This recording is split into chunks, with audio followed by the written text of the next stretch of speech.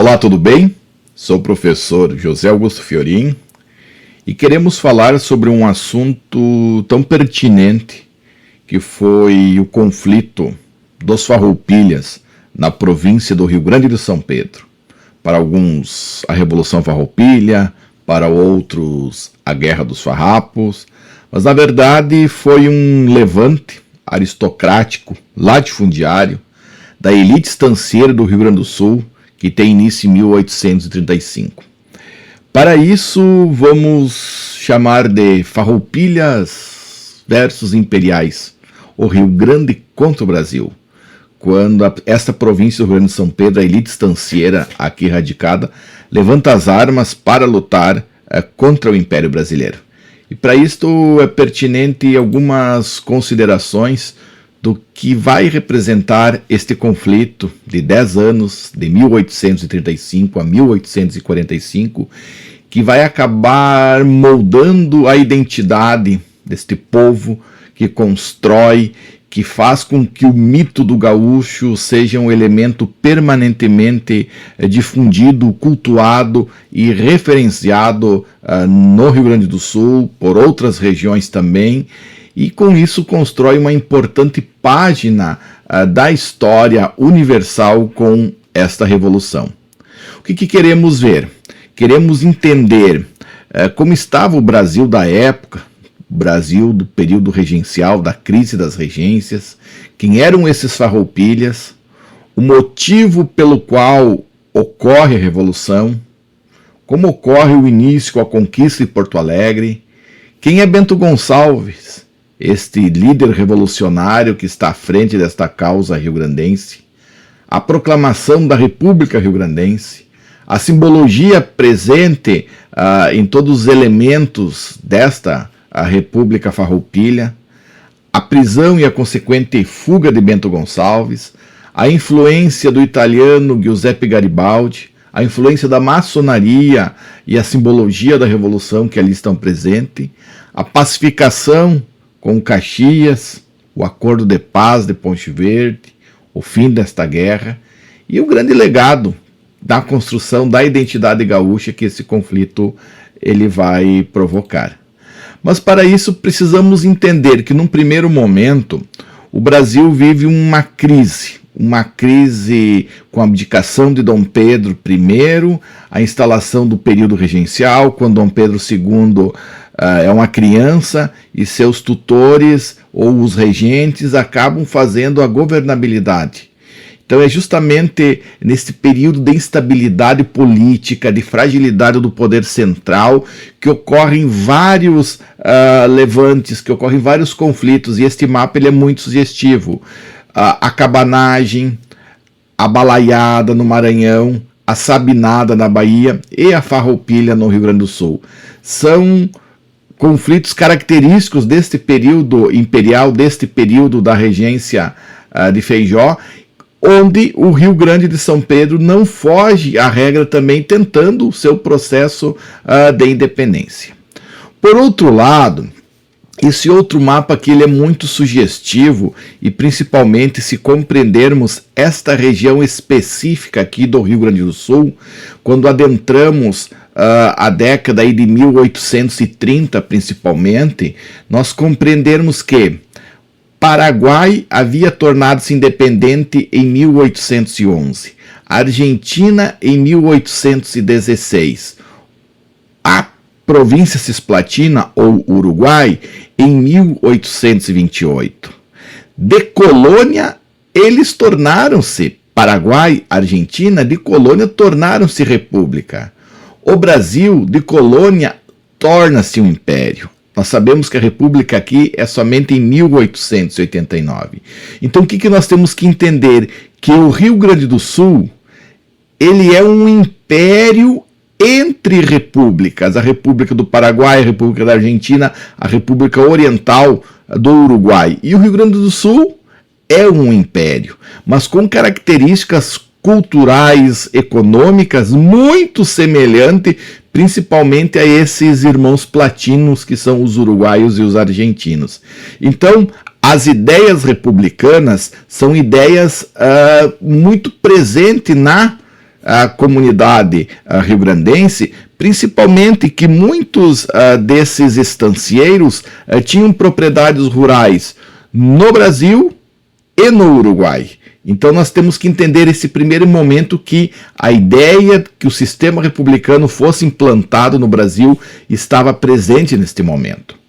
Se adentrarmos, nós vamos compreender que também o fator econômico e principalmente com o principal produto que era o charque gaúcho, e aqui tem uma representação de Jean Baptiste Debré quando ele visita no início do século XIX a província do Rio Grande de São Pedro, e pinta essas charqueadas, né? Depois temos uma representação gráfica do charque, que é o grande motor da economia desses estancieiros. Mas o governo central, com os impostos que ele possuía em relação às charqueadas gaúchas, fazia com que fosse mais salutar e rentável desenvolver comércio com os saladeiros platinos, com os saladeiros, com as charqueadas uruguaias, do que mesmo com as gaúchas. Então isso foi um dos motivos pela questão do imposto sobre o charque.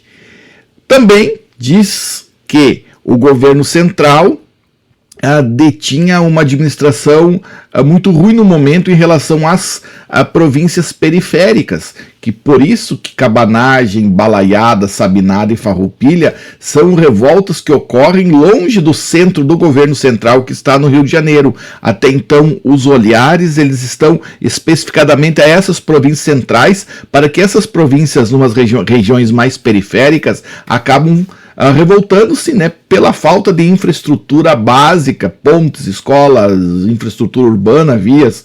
Simplesmente é colhido o imposto e não volta em benefício ao Rio Grande de São Pedro, que é uma província que produz muito para a nação brasileira deste momento. Os liberais exaltados, e é muito importante nós entendermos quem são esses farroupilhas. Então é importante compreender que a terminologia farroupilha, ela vem bem antes da eclosão do movimento dos farroupilhas, porque ela é uma designação política, porque ela faz parte dentro de uma concepção ideológica que vai estar atrelado à revolta. É um segmento desses liberais exaltados que fazem parte da estrutura política partidária do Império Brasileiro. Então nós vamos compreender que essa corrente política ideológica, ela faz parte do período imperial, e no Rio Grande do Sul a elite estancieira é adepta a essa ideologia. Porque nós vamos ter já em 1831, né, o jornal Jurujuba dos Farroupilhas, Matraca dos Farroupilhas. Em 1832, em Porto Alegre, nós temos a fundação do Partido Farroupilha. Então tá muito próximo esses ideais para que esse conflito ocorra em 1835. Aqui nós vamos ter o jornal Jurujuba dos Farroupilhas representado graficamente como esse ideal de revolução, de transformação. E essa elite estancieira, né, tem interesses para que se faça esta revolução. Eles são os proprietários de terra, são os estancieiros, são os charqueadores, e que nada mais, nada menos querem defender os seus interesses dentro da organização da sociedade brasileira. O charque, então, nós já vimos, né, o imposto abusivo, né, a competição desleal, que o charque uruguaio ele era mais pertinente também nesse momento. Mas o valor ideológico da elite estancieira estava influenciado por essas sociedades vizinhas, como nós víamos no mapa antes. Então nós queríamos sim, aqui no Rio Grande, que este império tornava-se uma república, principalmente por todas aquelas questões de abandono.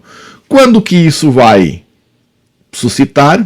Na madrugada do 20 de setembro de 1835, com a invasão da capital pelas tropas do Onofre Pires e do Gomes Jardins, que vão adentrar pela Ponte da Zenha, e aqui nós temos graficamente representado um episódio conhecido como a Batalha dos Tamancos, porque os legalistas que estavam no momento ali assustam-se da adentrada desses farroupilhas em Porto Alegre e acabam fugindo, deixando os tamancos que eles calçavam no momento, e os farroupilhas adentram com os tamancos nas suas lanças.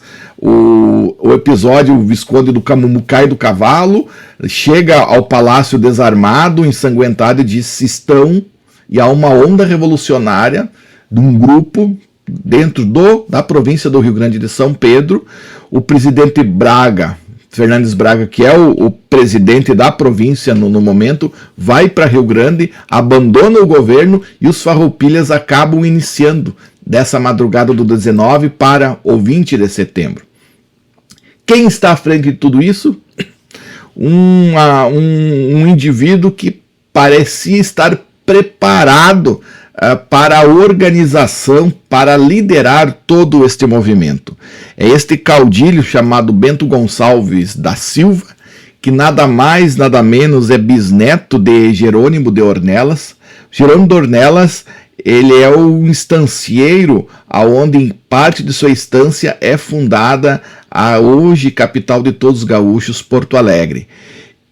O Bento Gonçalves, ele é líder desses liberais exaltados, os farroupilhas, aqui no Rio Grande do Sul. E para se ter uma ideia, já em 1833, pouco antes da eclosão do conflito, ele é o comandante das tropas da fronteira. Então ele tem todo um prestígio militar, toda uma competência militar para também liderar esse movimento.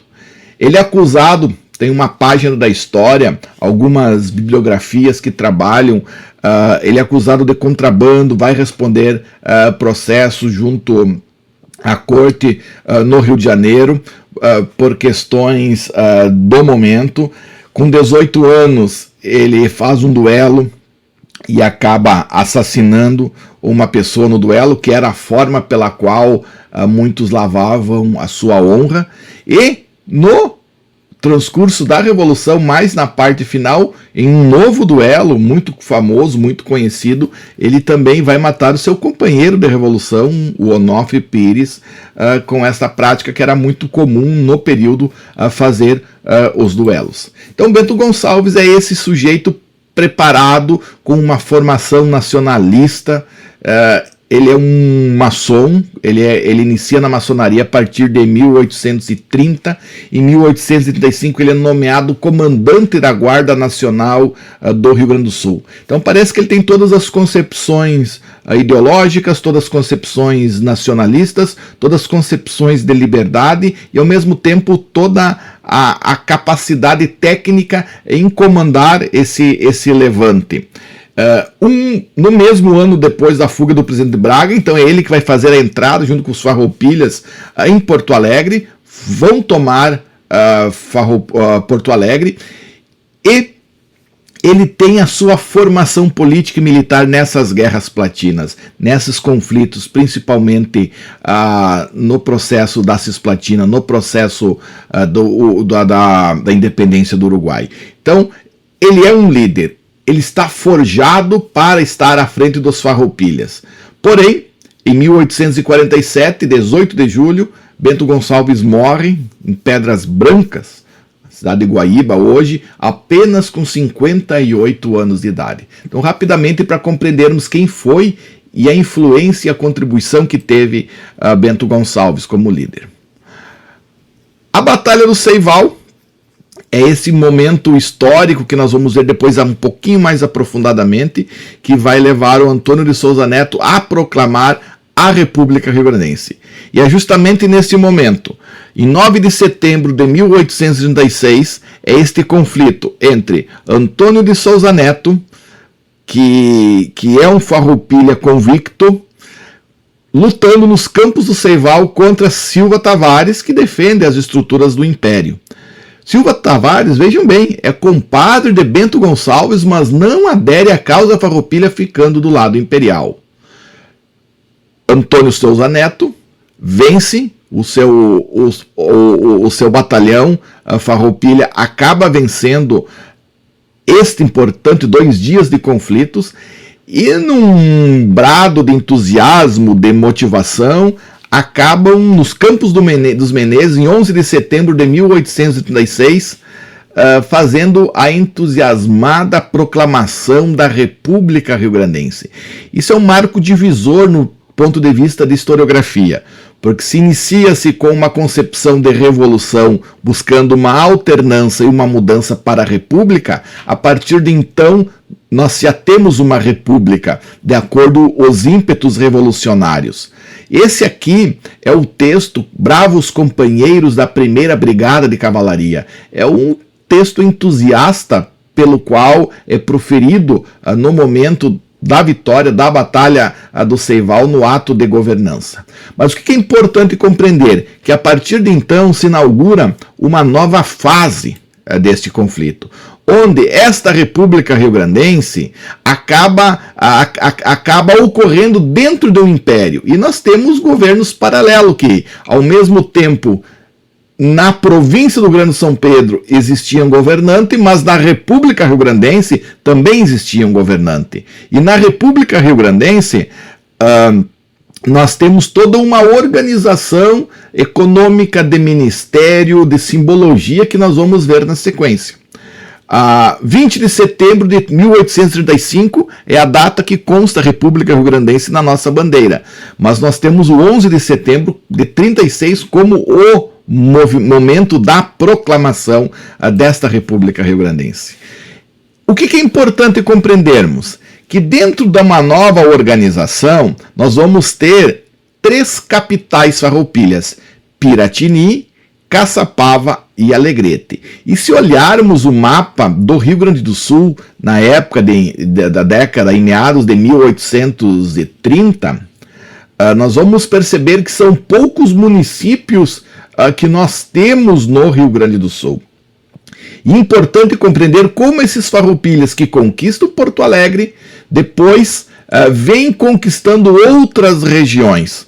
As capitais farroupilhas surgem justamente como governos paralelos ao governo imperial que estava também ocorrendo no momento deste conflito. Vamos ter estruturas de ministério.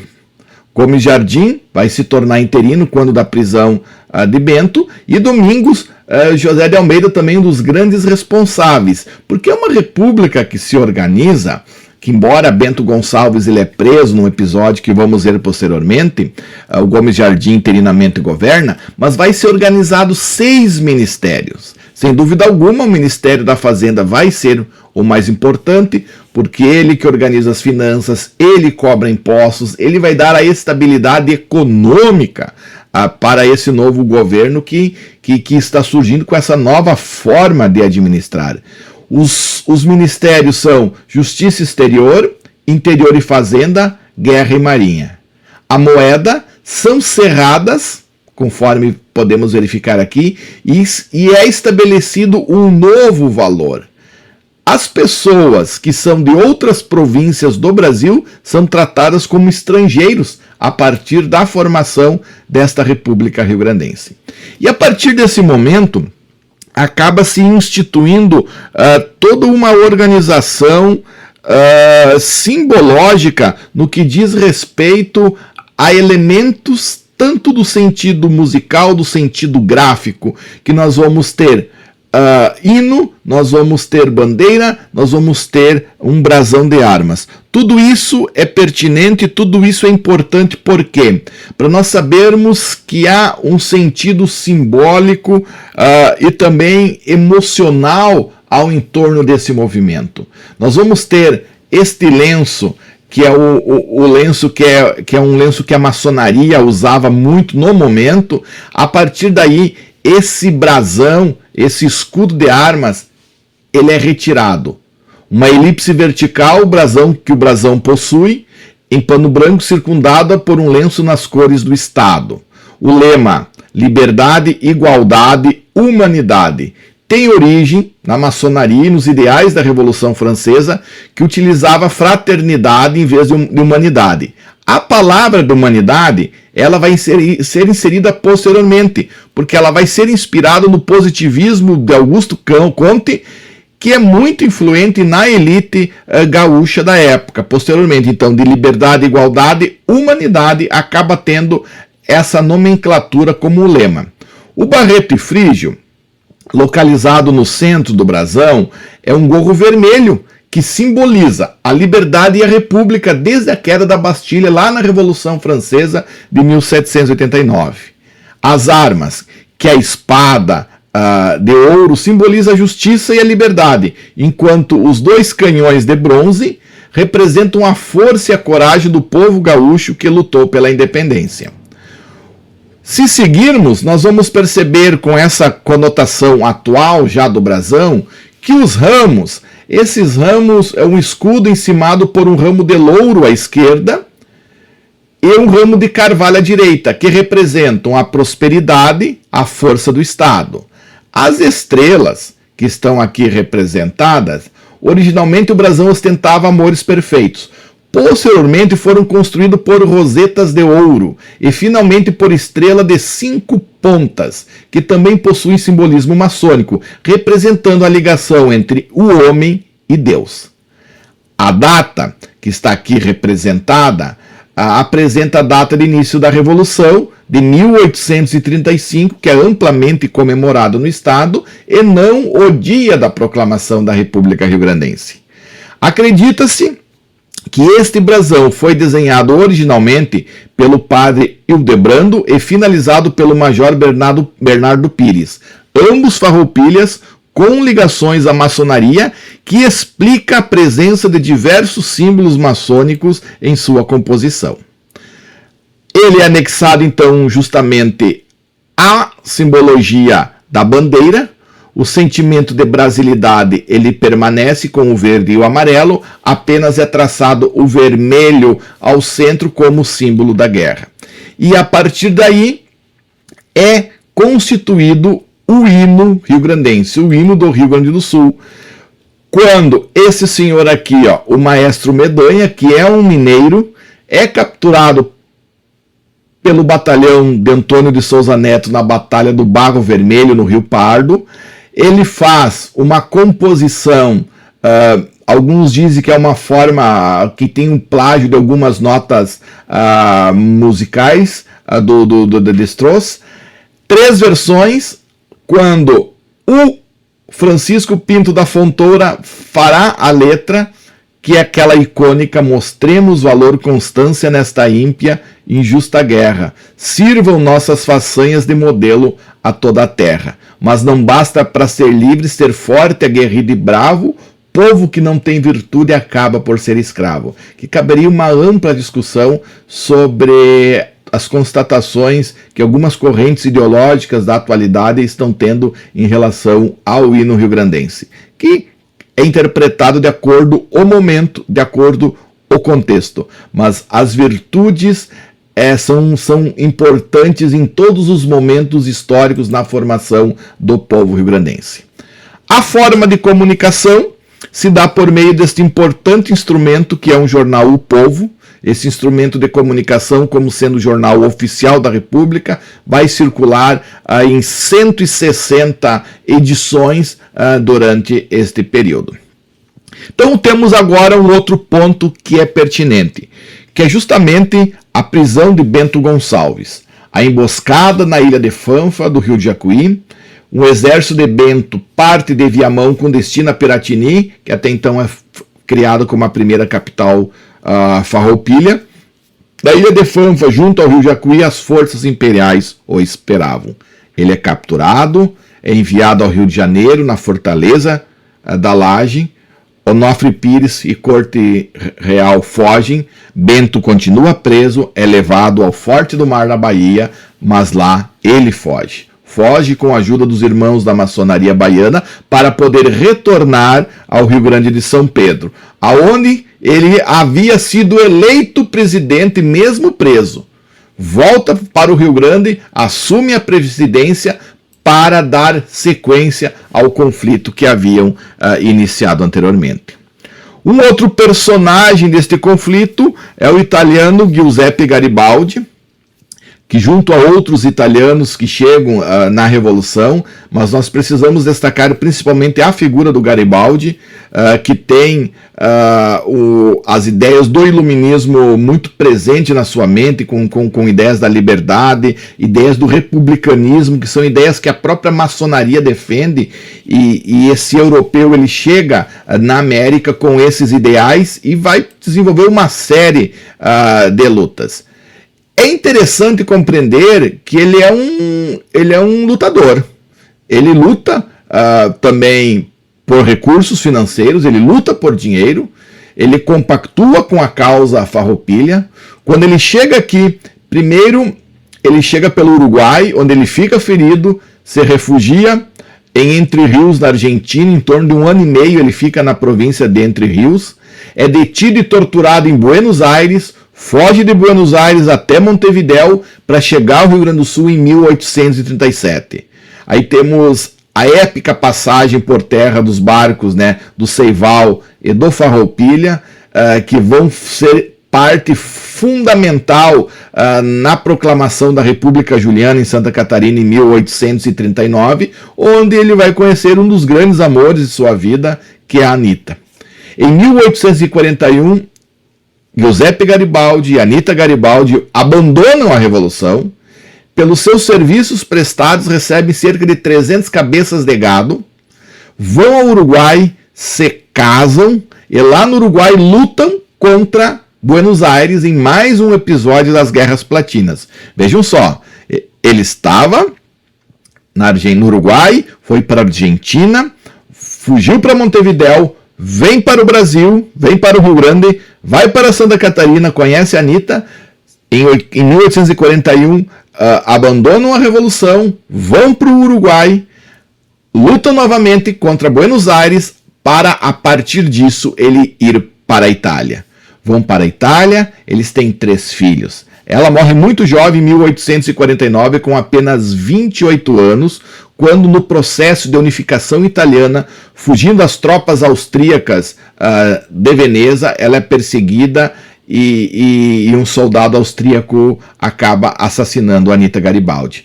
Mas a maior façanha de Giuseppe Garibaldi foi conquistar principalmente os reinos do sul da Itália, dentro desse processo de unificação em 1860. Morre com 75 anos em 1882 e é conhecido como um herói de 2 mundos. Então, uma vida extremamente bélica, de conflitos, lutando por causas em continentes diferentes, em sociedades diferentes, com ideais diferentes.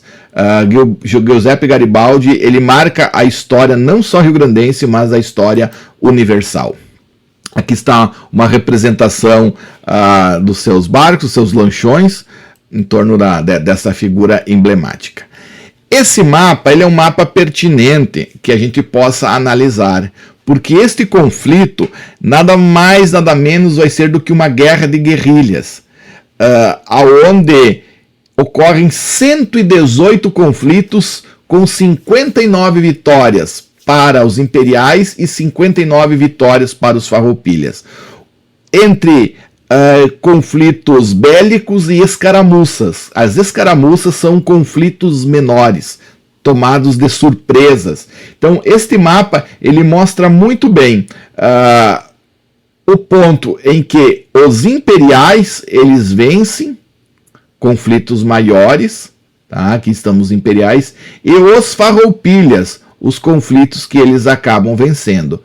Então é importante nós entendermos que a Revolução em si, ela vai ter uma estatística bem clara e esse gráfico vai nos mostrar. Percebam bem, o verde são os farroupilhas, o laranja são os imperiais. Ele mostra todos os anos de conflito. Se pegarmos de 35, a quantidade de conflitos que os farroupilhas ganham em relação aos imperiais. Em 36 é um pouquinho diferente. Aqui é 36, lê-se 1837, emparelhou. 38, está um pouquinho parelho.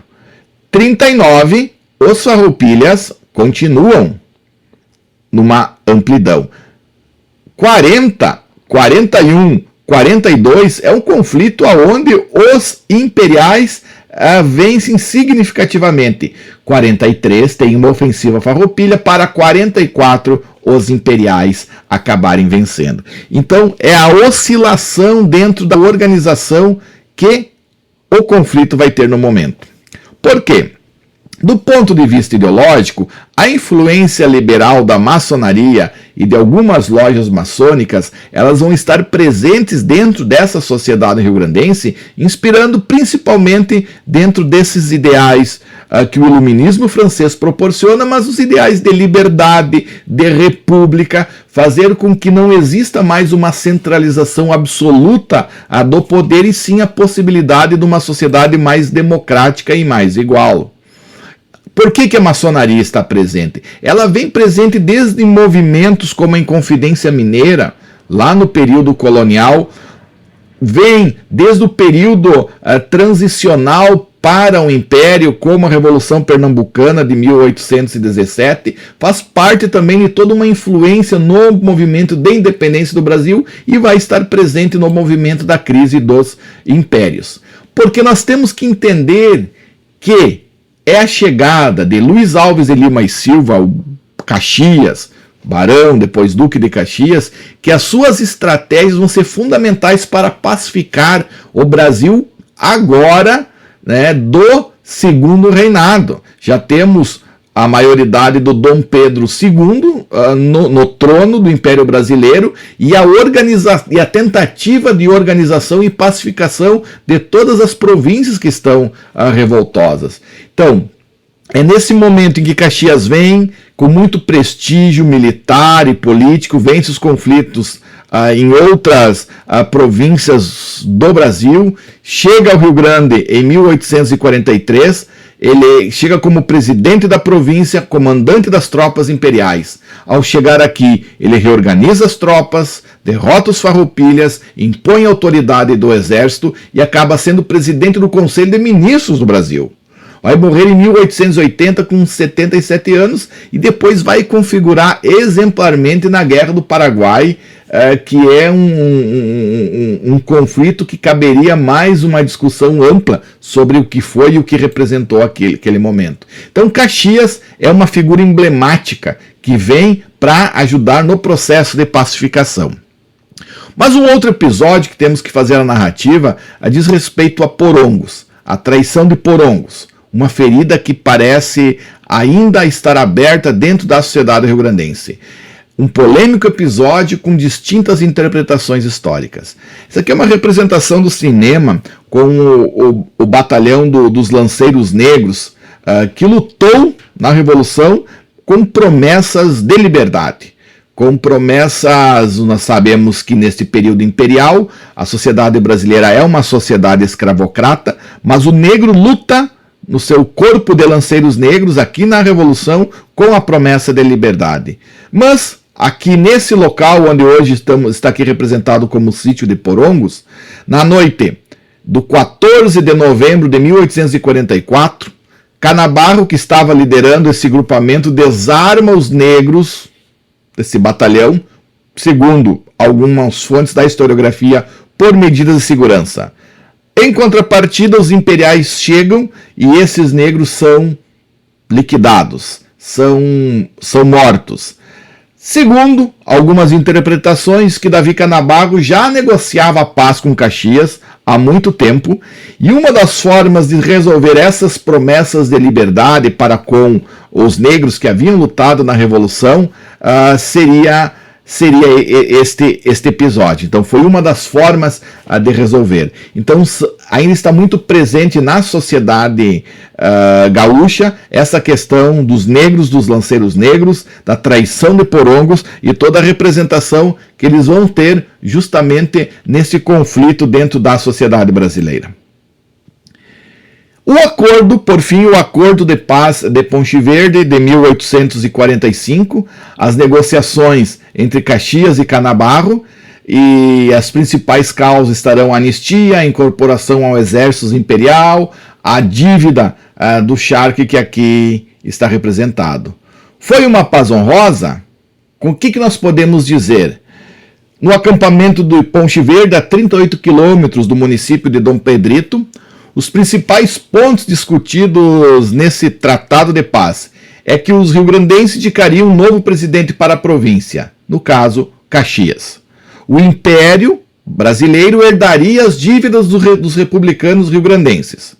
Os oficiais riograndenses, exceto os generais, seriam incorporados ao exército imperial nos mesmos postos.